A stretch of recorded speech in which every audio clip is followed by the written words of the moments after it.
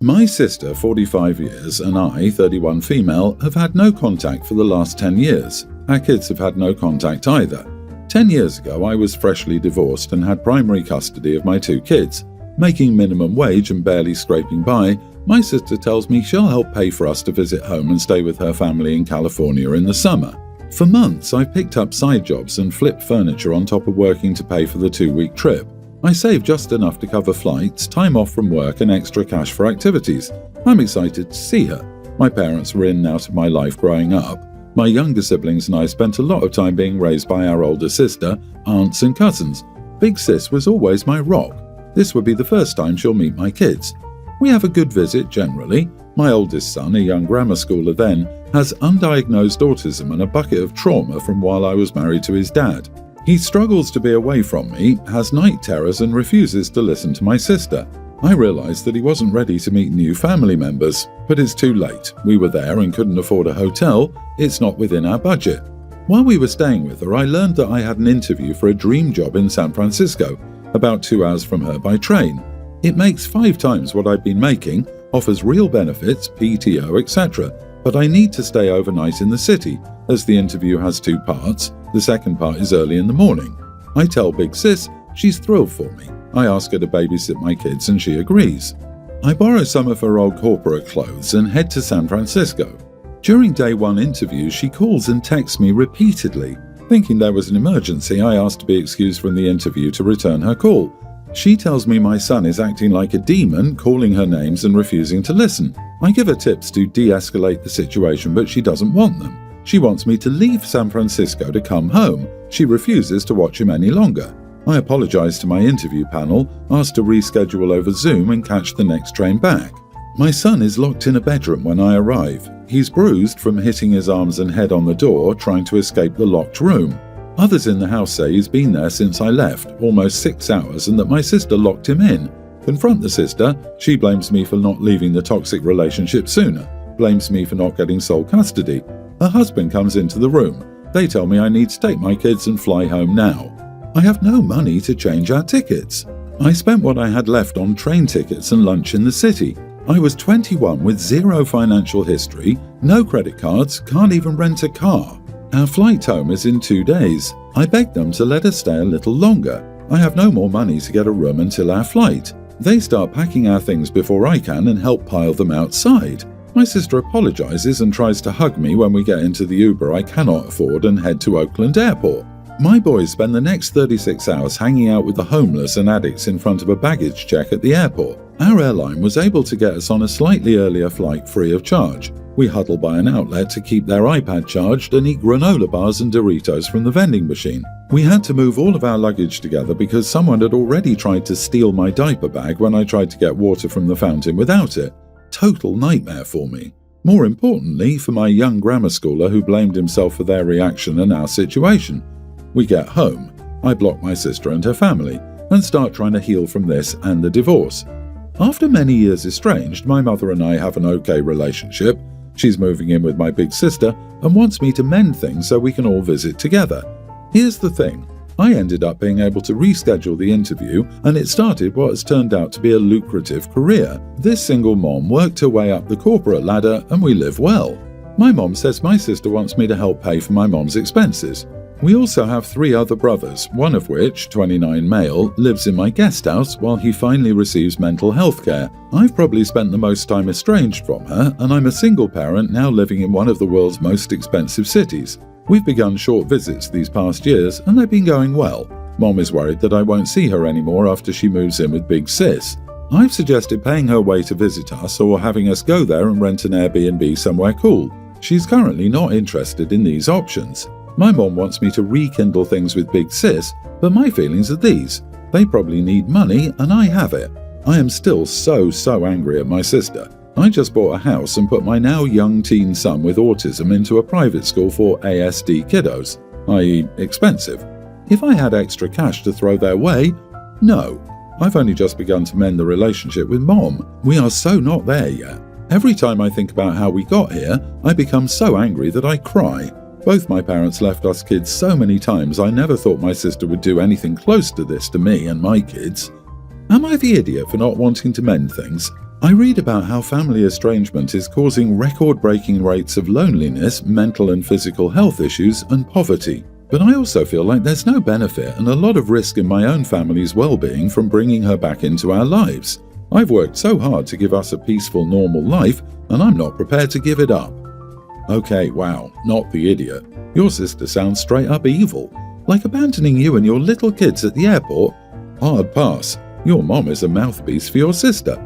They're after money, not family. Sister here's brother is living in the guest house. Now mom is moving there. You have money, she's after it, as is mom. I go no contact with both. She locked a child in a room for 6 hours. Was he even allowed to use the bathroom? Your sister could have found a way to contact you to apologize for what she did, but now she hears you're doing well, she only wants expenses. No, I'd never forgive the sister.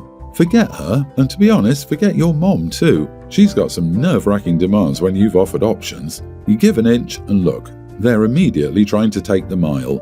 I wouldn't let your mom visit either. She'll likely arrive prepared to move in and stay. OP, those people abandoned you and your kids at your lowest.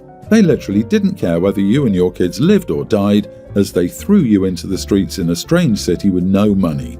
It's unforgivable. Stick to sending cards and messages on birthdays and holidays if you want to maintain contact. Protect your peace and, most importantly, your kids.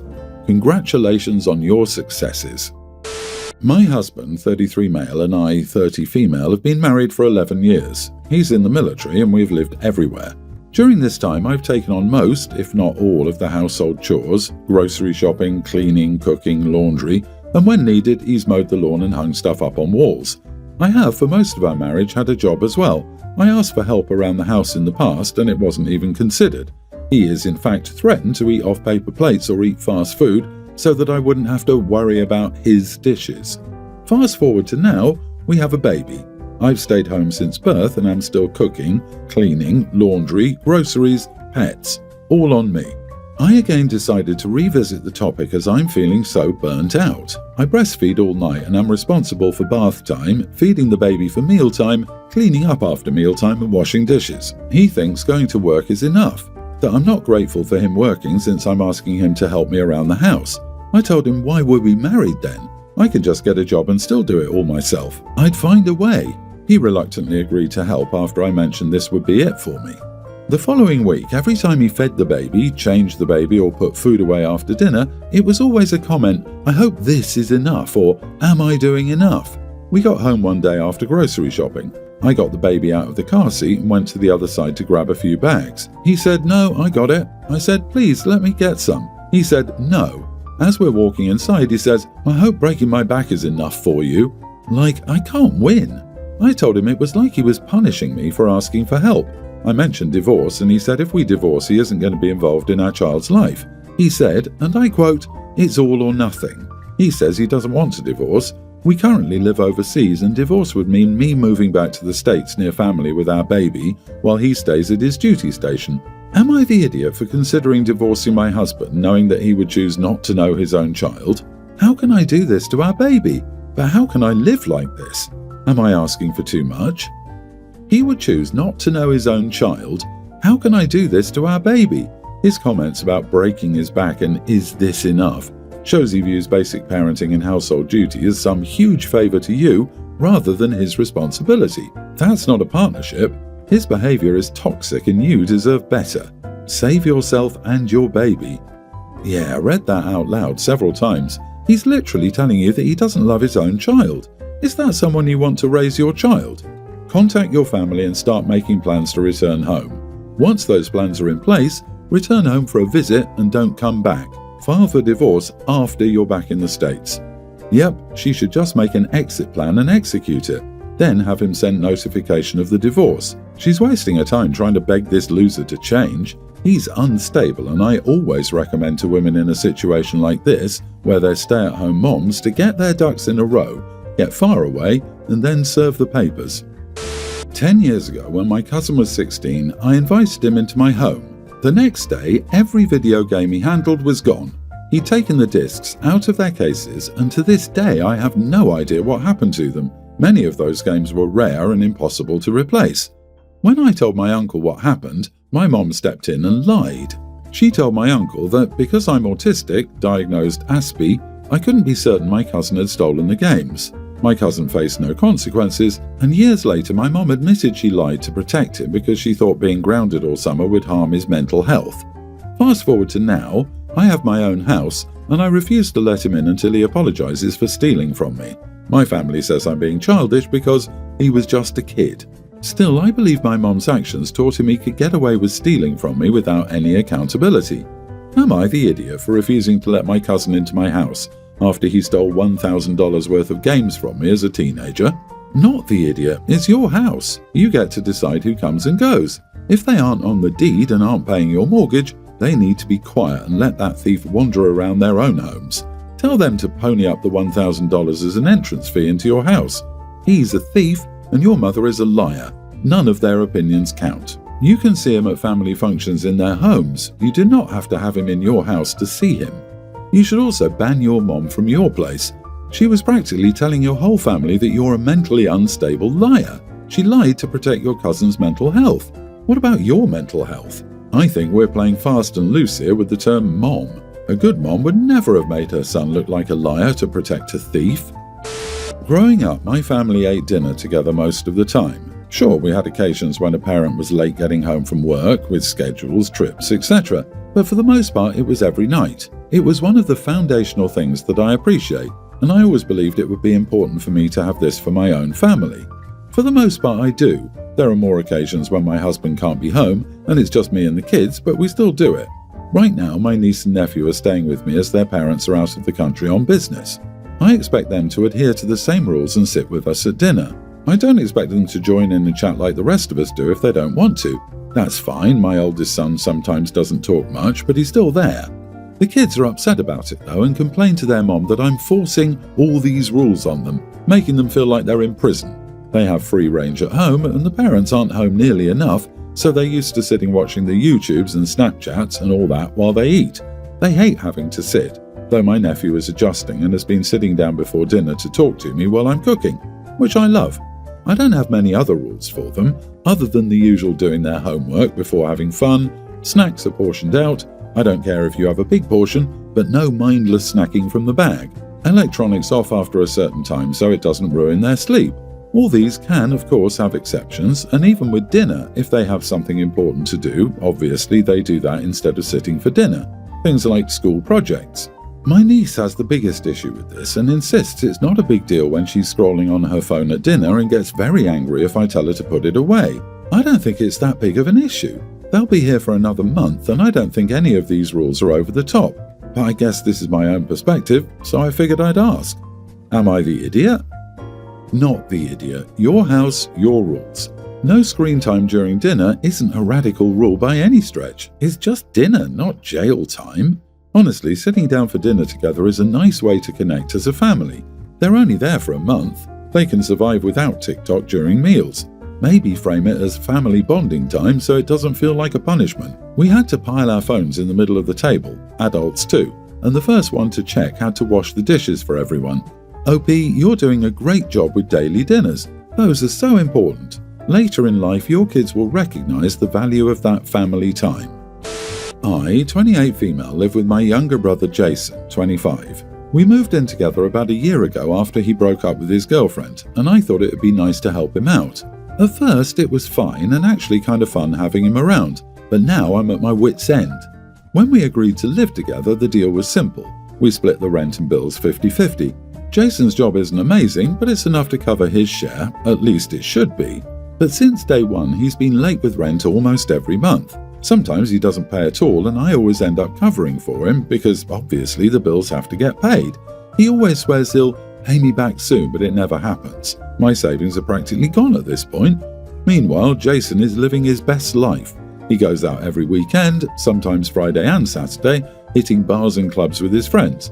He buys expensive clothes, eats takeout from fancy restaurants, and recently got a new pair of designer sneakers. But when rent is due, he magically doesn't have it. The final straw was this past weekend. After working a 12-hour shift, I'm a nurse so my job isn't easy, I came home and found Jason getting ready to go out with friends. I asked him about rent and he brushed me off saying he'd sort it out soon. When I pressed him, He got annoyed and said I was always on his case and that I needed to chill. He even had the nerve to tell me, "You make more money than me anyway, so what's the big deal?" That was it for me. I told him I wasn't going to cover for him anymore, and if he didn't pay his share of the rent next month, he'd need to move out. He got defensive, called me heartless, and accused me of not supporting him as family. He stormed out and hasn't spoken to me since, but I know he's been texting our mom complaining about how unfair I'm being. Mom thinks I should be patient with him because he's still young and figuring things out, but I'm not sure how much more I can take. I love my brother, but I'm so tired of being his safety net while he refuses to take responsibility for anything. So, am I the idiot for giving my brother an ultimatum, or am I being too harsh? If your mom thinks you should give him a break, then she can pay his rent or let him live with her. What he is doing is extremely disrespectful and irresponsible, and if you or your mom keep covering his rear end, he'll never understand and learn what responsibilities, honoring contracts or commitments, or financial obligations or budgeting is, and will be a dysfunctional non-member of society whose actions negatively affect others. You're not doing him, let alone yourself, any favours. Stop the nonsense, kick him out. He's having the best life because he's living off of you. Honestly, you should find a new roommate. Even if he does pay rent this time, it's clear this will be an ongoing battle with him. He's clearly not mature or responsible enough to live on his own, and luckily it sounds like your mom agrees since he's so young, so he can move back in with her.